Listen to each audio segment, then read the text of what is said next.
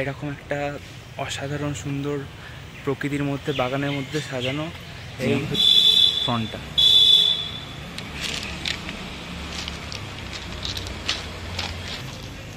এই দেখো একটা কামান ক্যাননের প্রতিকৃতি, একটা মূর্তি।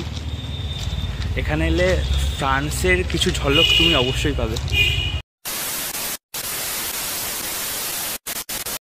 বর্তমানে আমি এখন যে জায়গাটা দাঁড়িয়েছি সেটা হলো চন্দননগর স্ট্যান্ড।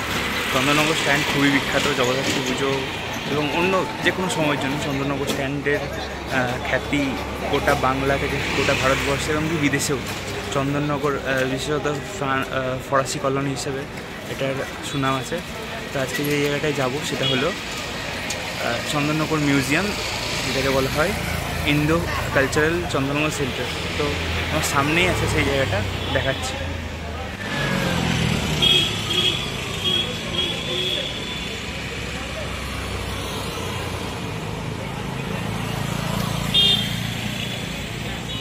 অসাধারণ সুন্দর প্রকৃতির মধ্যে বাগানের মধ্যে সাজানো এই হচ্ছে পেছনে আমার ব্যাকগ্রাউন্ডে চন্দননগর মিউজিয়াম। আর চন্দননগরের মিউজিয়ামের এন্ট্রি ফি হচ্ছে মাত্র 5 টাকা।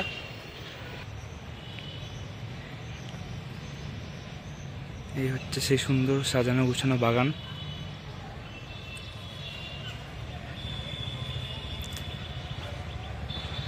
এটা চন্দননগর স্ট্যান্ডের একদম কাছেই অবস্থিত।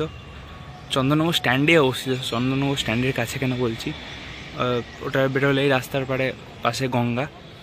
আর এই হচ্ছে সেই মিউজিয়ামটা। মিউজিয়ামের ভেতরে ক্যামেরা অ্যালাউ নেই, তাই ভেতরটা দেখাতে পারবো না। কিন্তু ভেতরে মিউজিয়ামে অসংখ্য জিনিস আছে। বিভিন্ন যে ফরাসি গভর্নররা এসেছিল তাদের পরিচয়, তাদের যে থাকার জায়গা, বিছানা, বেড, ডাইনিং রুম সব কিছু আছে। তার সাথে আছে মিউজিয়ামে একটা মডেল আছে। এর পাশে আশেপাশে শহরগুলোর প্রতিকৃতি আছে, চুঁচুড়া, হুগলি, ব্যান্ডেল, শ্রীরামপুর, যে Danish colony, Portuguese colony, Dutch colony, তারা কখন কোন সময় এসেছিল এবং কোন সময় তারা এস্টাবলিশমেন্ট করেছিল সেই সব নিয়ে বিভিন্ন ভেতরে মডেল আছে। এই হচ্ছে সেই চন্দননগর মিউজিয়াম। আর এখানে বিকেলবেলা চন্দননগরের ফ্রেঞ্চ কোর্সও শেখানো হয়। ডিসেম্বর থেকে কোর্স শুরু হয়।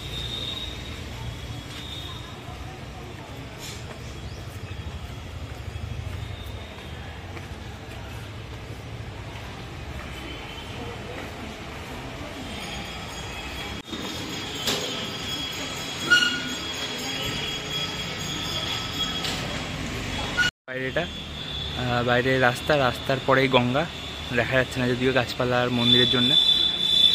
এই হচ্ছে মিউজিয়াম ফ্রন্টটা।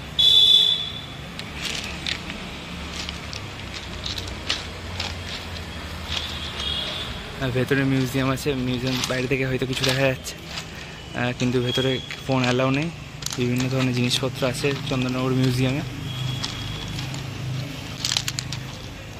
এই দেখো একটা কামান ক্যাননের প্রতিকৃতি। ইংলিশ আর বাংলার সাথে এখানে ফ্রেঞ্চেও লেখা আছে।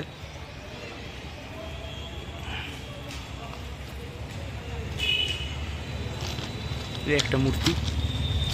এখানে এলে ফ্রান্সের কিছু ঝলক তুমি অবশ্যই পাবে। ফরাসি যে রাজপ্রাসাদ আছে তারও একটা প্রতিকৃতি আছে, মডেল আছে ভেতরে। এত সুন্দর।